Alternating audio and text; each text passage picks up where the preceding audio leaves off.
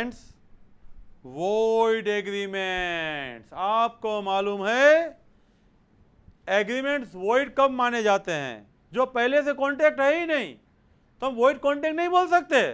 हम क्या बोलते हैं? Void agreement. देखो, वॉइड होने की बहुत सारी वजह है। सबसे पहले इम्पॉसिबल टू परफॉर्म, उसकी वजह से कोई भी एग्रीमेंट है वो वॉइड माना जाता है। Kartik swim the Indian ocean, I will pay 1 crore to each of you, it's impossible to perform. Swimming pool में भी डरता है तो वॉइड है। आप उसको उठा के एक बार तो फेंक ही दोगे, क्यों? हमें 1 करोड़ मिल सकता है ना। Impossible to perform two straight line meet to each other, वो स्ट्रेट कब है? एक दूसरे को मीट नहीं करेगी, इसीलिए तो वो स्ट्रेट है, सेपरेट लाइन है। Impossible to perform. जब कौशल ने कमला को गोल्डन पीरियड में बोला था मैं स्काई में से स्टार लेके आऊंगा तेरे लिए, और बाद में बोलता टोमेटो भी महंगे हैं, तो impossible to perform. Subject matter loss, ship turn out into sea, ship में जो गुड्स आ रहा था उसका आपने कॉन्ट्रैक्ट किया था, सब्जेक्ट मैटर लॉस। दरिए में डूब गया जहाज, कोई अनुमान नहीं है कि निकाल के आएगा, subject matter loss, contract void. Fiancée phone पे बात कर रहे थे और हाईवे पे बाइक चला रहा था, सामने से ट्रक में फियांसी दिखी, मिलने गया, सब्जेक्ट मैटर लॉस्ट। क्या फियांसी सत्य सावित्री है? महिला को क्या जिंदा करेगी? जिंदा भी नहीं चलता है। तो ऐसी सिचुएशन में सब्जेक्ट मैटर लॉस्ट है, agreement is void, agreement is void. बहुत सारी वजह है जहां एग्रीमेंट वॉइड है। हम एक एक पॉइंट देखते जाते हैं। ओवरव्यू है सिर्फ। सबसे पहले इनकम्पिटेंट पार्टीज, सेक्शन 11, माइनों के साथ के एग्रीमेंट वॉइड है, अनसाउंड के साथ एग्रीमेंट वॉइड है, डिस्क्वालीफाइड बाय लॉ है उसके साथ एग्रीमेंट वॉइड है। Second, bilateral mistake of fact, दरिए में जहाज डूब गया था, हमें मालूम नहीं था कि गुड्स एग्जिस्ट नहीं है, हमने कॉन्ट्रैक्ट किया था, सेक्शन 20, एग्रीमेंट वॉइड। अभी हमने प्रीवियस लेक्चर में देखा था ऑब्जेक्ट और कंसिडरेशन अनलॉफुल है, दारू की बोतल दी हुई है, दारू के लिए गुजरात में सोप आपने रेंट पे ली हुई है, तो वो अनलॉफुल ऑब्जेक्ट एंड कंसिडरेशन है, वॉइड होगा। फोर्थ में इन पार्ट वर्ड बोला है, एग्रीमेंट और कंसिडरेशन इन पार्ट अनलॉफुल है, लेकिन सीवरेबल नहीं है, अलग नहीं हो सकता है। किसी ने दुकान गुजरात में रेंट पे रखा है, 500 इन केस एंड एक दारू की बोतल, it is also unlawful in part but not severable है, इसीलिए हम वॉइड मानेंगे। और विदाउट कंसिडरेशन एग्रीमेंट वॉइड है, नो कंसिडरेशन नो कॉन्ट्रैक्ट। हमने यूनिट 2 में लर्न किया हुआ था, कंसिडरेशन बिना कभी कॉन्ट्रैक्ट हो ही नहीं सकता है, विदाउट कंसिडरेशन कॉन्ट्रैक्ट नहीं होता है। समथिंग इन रिटर्न, कुछ तो आपको वापस देना ही चाहिए, तभी वहां पे कॉन्ट्रैक्ट माना जाएगा। अभी 6 पॉइंट से हम आगे डिटेल में देखते जाएंगे। Agreement in restraint of trade, आप शादी को रुकावट खड़ी करके ऐसा कोई एग्रीमेंट नहीं कर सकते, उसको आप प्रोहिबिट रिस्ट्रिक्ट नहीं कर सकते। अदर देन माइनो, जिसको जिसके साथ शादी करना है उसको उसके साथ करने देना चाहिए, दोनों की इच्छा होनी चाहिए। साउथ मूवी में देख लो, माँ बाप भी ना नहीं बोल सकते। In restraint of marriage, it's a void. Agreement in state of trade, आगे आएगा। लॉफुल बिजनेस, लॉफुल प्रोफेशन, जिसको करना है उसके करने दो। जितनी पानी पूरी की आपको लारी लगानी उतने लगा सकते हैं, गर्ल्स बहुत हैप्पी हो जाएगी। लॉफुल बिजनेस, कोई उसको रुकावट खड़ी नहीं कर सकता। Agreement in restraint of trade, agreement in restraint of legal proceeding, stifling of the prosecution, जिसने जो गुनाह किया है उसको वो पनिशमेंट मिलना चाहिए। Trade off the felony allowed नहीं है, गुनाह का व्यापार अलाउड नहीं है, अपराध है उसका सेटलमेंट अलाउड नहीं है। Section 28, meaning is uncertain, agreement is void. आप तेल लेने जाओ, लेकिन तेल लेने गए, बोला नहीं कि which type of oil you need, at that time meaning is not certain. दुकान वाला 2-3 टाइप का ऑयल बेच रहा था, एग्रीमेंट इज वॉइड। वेगरिंग एग्रीमेंट यानी बेट, आप बोलते हैं ना लगी शरत, आज बारिश आएगी, आज बारिश नहीं आएगी, कितने की? That is a wagering, win और loss, nothing else. An agreement to do impossible act, हमने अभी बोला ना impossible act, two straight line meet to each other. Kartik swim in the Indian ocean, ये सब क्या है? इम्पॉसिबल एक्ट है। स्काई में से स्टार लेके आऊंगा, इम्पॉसिबल एक्ट है, तो ये वॉइड है। इम्पॉसिबल एक्ट है, उसको वॉइड माना जाता है। Now let we see one by one agreement in restraint of marriage. पहले मैं आपको बोल दिया है, कोई भी पर्सन अदर देन माइनर के साथ आप मैरिज को रिस्ट्रेन करते, मैरिज को रुकावट खड़ी करते एग्रीमेंट करते हो तो वॉइड है। मैरिज के एग्रीमेंट वॉइड नहीं है, उसके रिस्ट्रेन करते एग्रीमेंट वॉइड है। कई लोग ऐसा मैंने मैरिज के एग्रीमेंट वॉइड है, रिस्ट्रेन पढ़ना भूल गए, ऐसा नहीं है। किसी को कार्तिक को कमला से मैरिज करना है और कौशल ने रुकावट खड़ी की हुई है कि तू शादी मत कर, 1 लाख मैं तुझे दूंगा, तो वो वॉइड है, शादी भी कर लेगा, 1 लाख भी ले लेगा।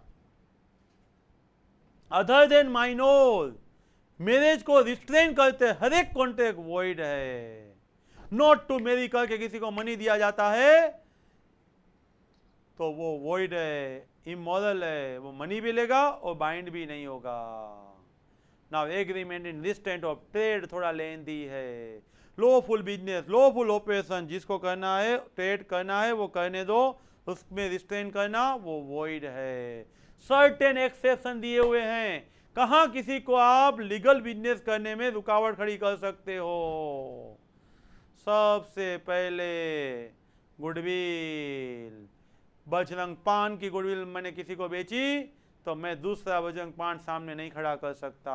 मैंने कोई भी ट्रेडमार्क मेरा जिसमें मार्केट रेप्यूटेशन था, पेट्रोनेज था, हमारे जो क्लाइंट थे वो हैबिचुअल थे, मेरी गुडविल खड़ी हुई थी, मैंने किसी को गुडविल बेचा है तो मैं सेम बिजनेस लोकल एरिया में रीजनेबल टाइम के अंदर करूंगा तो परचेसर और हिज सक्सेसर कोर्ट में जाके कोर्ट इंजंक्शन लेके मुझे रिस्ट्रेन कर सकता है।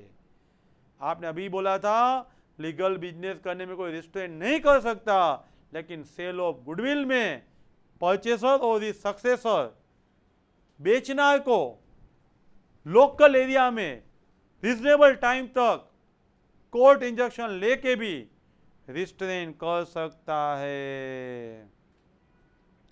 जब कोई भी पार्टनर रिटायर्ड होता है और गुडविल का पैसा लेके जाता है तो आउटगोइंग पार्टनर को कंटिन्यूइंग पार्टनर रिस्ट्रेन कर सकते हैं। आपने गुडविल का मनी लिया है और रिजनेबल टाइम में लोकल एरिया में ये बिजनेस मत करो।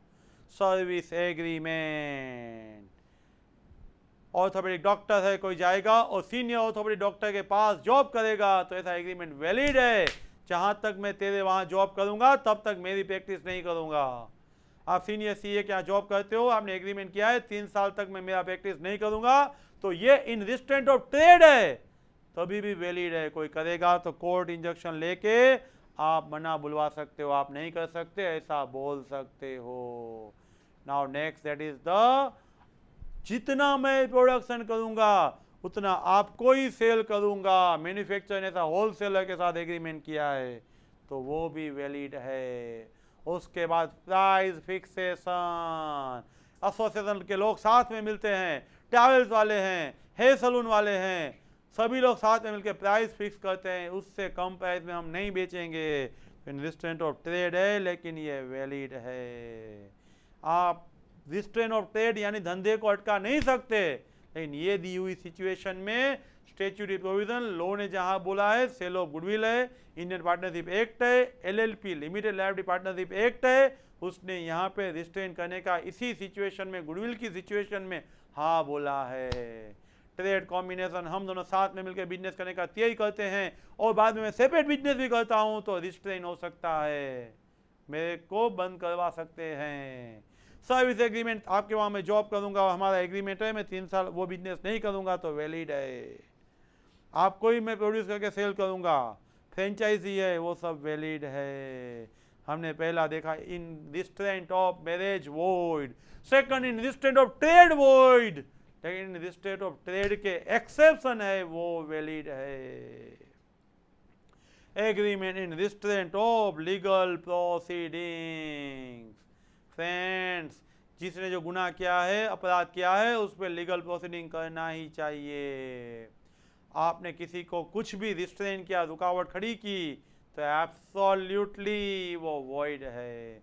मेरा राइट है, मैं कार्तिक पे स्यू कर सकता हूँ, मुझे अनजस्टिस हुआ है और कौशल में मुझे रिस्ट्रेन किया है, तो मेरा और कौशल का एग्रीमेंट वॉइड है। कौशल ने बोला सर कार्तिक पे केस मत करना, उसको बहुत जरूरत थी इसलिए उसने चोरी की हुई है, लो 1 लाख रुपया। मैं 1 लाख ले भी लूंगा और मैं कार्तिक पे स्यू भी करूंगा, केस भी करूंगा। मेरा राइट है, वो एब्सोल्यूट राइट है, कोई उसमें मुझे दखल नहीं दे सकता। मैं कार्तिक से मनी मांग रहा हूँ, 3 साल के अंदर मांग रहा हूँ, तो उस पीरियड को अब्रिज कोई कर्टेल नहीं कर सकता, शॉर्ट नहीं कर सकता। मेरा और कार्तिक का कोई एग्रीमेंट है, 1 साल के अंदर मांगना, बाद में नहीं मांगना, तो वो वैलिड नहीं है, वो वॉइड है। इन रिस्ट्रेंट ऑफ लीगल प्रोसीडिंग, कानूनी कार्यवाही को आप बंद नहीं करवा सकते, लेकिन कौन सी सिचुएशन है जहां इन रिस्ट्रेंट ऑफ लीगल प्रोसीडिंग भी वैलिड है। आर्बिट्रेशन के पॉइंट है 1 और 2। कोई डिस्प्यूट खड़ा हुआ और आर्बिट्रेटर के पास गए, दोनों को वो आर्बिट्रेटर एक्सेप्टेबल है। पुराने जमाने में गांव में जाओ, वहां का मुखिया था, वहां का सरपंच था, वो आर्बिट्रेटर का काम करता था। दोनों पार्टी को वो कंफर्टेबल है और आर्बिट्रेटर जो डिसीजन लेगा, जो कंपेंसेशन अवॉर्ड करेगा, वो मान्य है, एक्सेप्टेबल है, तो in restraint of legal proceeding चलेगा। Under some situation compoundable offence also it is valid. पहले से आपने आर्बिट्रेटर डिसाइड नहीं किया था, शादी कर ली, बाद में कुछ लोचा हुआ, इश्यूज हुए, क्वेश्चन अराइज हुए, तो भी आप थर्ड पार्टी को अपॉइंट करते हो ऐसे आर्बिट्रेटर, वो बोलेगा उतना हम दे देंगे, वो बोलेगा ऐसा हम करेंगे, तो वो वैलिड है। फर्स्ट में डिस्प्यूट है, सेकंड में क्वेश्चन है, सेकंड में इन राइटिंग बोला हुआ है, आपने राइटिंग में एग्री हुए हैं, आर्बिट्रेटर को अपॉइंट किया है, आर्बिट्रेटर यानी डिसीजन देने वाला, वो डिसीजन दे रहा है, दोनों पार्टी को वो एक्सेप्ट है, तो in restraint of legal proceeding चलेगा। एग्रीमेंट मीनिंग इज अनसर्टेन, जिस एग्रीमेंट का मीनिंग सर्टेन नहीं है वो वॉइड है। आप तेल लेने के दुकान वाले को बोला मुझे तेल चाहिए, लेकिन कौन से तरीके का तेल चाहिए, ऑयल कौन सा चाहिए, कोकोनट चाहिए, मूंगफली का चाहिए, आपने बोला नहीं था, दुकान वाला एक से ज़्यादा टाइप का तेल बेच रहा था, तो आपका एग्रीमेंट वॉइड होगा। लेकिन वो सिर्फ कोकोनट ऑयल ही बेच रहा है तो कैपेबल ऑफ बीइंग सर्टेन है, तो वैलिड है। एक्स ने बोला जैसा वाई ऑयल लेके गया है ऐसा ऑयल मुझे चाहिए, तो भी वैलिड है। अनसर्टेन है तो void, capable of being certain है तो हम वैलिड बोल सकते हैं। Important point, that is the wagering agreement. Wagering agreement और कुछ नहीं है, विन और लॉस ही है। इन्वॉल्विंग द पार्टी टू पे सम ऑफ मनी और money worth on determination of the uncertain event. Rainfall होगा तो मैं आपको 1000 दूंगा और रेनफॉल नहीं होगा तो आप मुझे 1000 देना। That is a what wagering agreement. Rainfall होना वो अनसर्टेन इवेंट है, अनसर्टेन इवेंट डिटरमाइन होगी तो मनी और मनी वर्थ दोनों में से कोई भी एक पे करेगा। एक का विन है, दूसरे का लॉस है, डिपेंड्स ऑन चांस है। Neither of the party has a legitimate interest in the event और control in the event. Rainfall होगा उसका कंट्रोल मेरे पास नहीं है, रेनफॉल होगा डायरेक्ट मुझे कोई इंटरेस्ट नहीं है, सिर्फ विन और लॉस का इंटरेस्ट है, लीगल इंटरेस्ट मेरा नहीं है। सचिन सेंचुरी करेगा तो उसका बेट कोई लगाएगा, तो बेट लगाने वाले का कोई लेजिटिमेट इंटरेस्ट और कंट्रोल नहीं है, इसीलिए वो वेगरिंग माना जाएगा। एग्जाम्पल 54 दिया हुआ है कि रेनफॉल होगा तो मैं आपको 50 दूंगा, वरना आप मुझे देना। That is nothing but beyond your control and wagering, beyond your control and wagering. Essential agreements of the wagering. First there is a promise to pay money और money worth, promise to pay money और money worth, money pay करना है, depends on happening और not happening, uncertain event, only win और loss. दोनों का intention बेट का है, बाकी इंटरेस्ट और कंट्रोल नहीं है, एक्सेप्ट स्टेक, यानी विन और लॉस के अलावा और कोई उसको इंटरेस्ट भी नहीं है, कंट्रोल भी नहीं है। लॉटरी ट्रांजैक्शन देखो, certain transaction are valid. Hello, लेकिन पहले नॉट वैलिड वाले दिए हैं, बाद में वैलिड वाले दिए हैं। चीट फंड है फर्स्ट पॉइंट, जहाँ पे वेगरिंग वैलिड है। यहाँ पे वेगरिंग गेमलिंग होने से वॉइड है, उसका फर्स्ट पॉइंट है lottery transaction. Certain wagering transactions are void, उसमें लॉटरी डिपेंड्स ऑन चांस है, स्किल और नॉलेज नहीं है। प्राइमरी मोटिव है आपका वो गेमलिंग का ही है, बेसिक आप गेमलिंग के लिए ही कॉन्ट्रैक्ट में एंटर हुए हैं। तो आपको क्वेश्चन अराइज होगा, तो ये सब जो बॉम्बे में लॉटरी टिकट है वो उसका क्या परमिटेड बाय गवर्नमेंट है, वो लॉटरी इश्यू कर सकते हैं, उसको कोई जेल में नहीं डाल सकता है, उसको पकड़ नहीं सकता है, सिर्फ उतना ही फ़ायदा है। परमिटेड बाय गवर्नमेंट से कॉन्ट्रैक्ट वैलिड नहीं हो जाता, लॉटरी वैलिड नहीं हो जाती। आप लॉटरी टिकट वहाँ खेलने गए, आप जीत गए, दुकान वाला नहीं देगा तो आप उस पर स्यू नहीं कर सकते। गवर्नमेंट परमिशन का इतना ही बेनिफिट है, अदरवाइज लॉटरी वॉइड है, सिर्फ गवर्नमेंट परमिटेड है तो आप बिजनेस कर सकते हैं, उसके अलावा उसके बेस पे स्यू नहीं कर सकते, वरना लॉटरी इलीगल है। कोलेटरल टू लॉटरी है ना, वो भी इलीगल है। लॉटरी खेलने के लिए मैंने किसी से मनी लिया हुआ है, बोरो किया है, वापस दे रहा हूँ, वापस नहीं दूंगा तो भी देने की जरूरत नहीं है। क्यों? वो कोलेटरल टू इलीगल है, वॉइड है, इन्फोर्स करने की जरूरत नहीं है। Crossword puzzle and competition, editor of the magazine ने जो आंसर लिखा है उसके बेस पे, और प्रीवियस मेरे फ्रेंड्स ने जो आंसर लिखा है उसके बेस पे जो क्रॉसवर्ड पजल है तो वो वॉइड है, वेगरिंग है। लेकिन स्किल और नॉलेज के बेस पे है तो वो वैलिड है। Up to 1000 it is allowed. Crossword puzzle and competitions, उसका जो क्रॉसवर्ड पजल है वो प्रीवियस सॉल्यूशन और एडिटर के सॉल्यूशन पे डिपेंड करता है तो वॉइड है।